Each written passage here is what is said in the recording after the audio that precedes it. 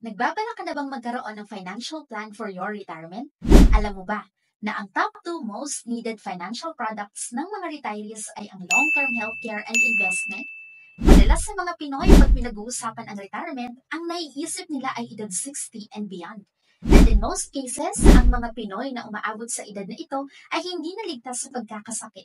At kapag walang healthcare, nagagamit nila ang kanilang retirement fund pambayad sa pagpapagamot. At ang mga naipundar na mga tangible investments ay naibibenta din ng palugi. Worst case, mapipilitan mangutang o manghingi. Hindi na ito bago sa atin kaya dapat paghandaan. Paano? Sa pamamagitan ng proper financial planning and execution ay pwede mong ma-secure ang financial future mo.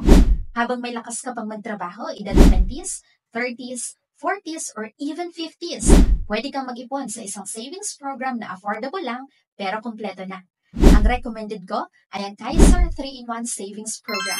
Ito ay may healthcare, life insurance, and investment. Napakarami ding benefits nito to take care of your health. Ito ang ipon na walang tapon. To learn more, punta ka lang sa www.graceanjoram.com/LTC or mag-message ka sa amin sa Facebook, Grace Anjoram. Follow for more.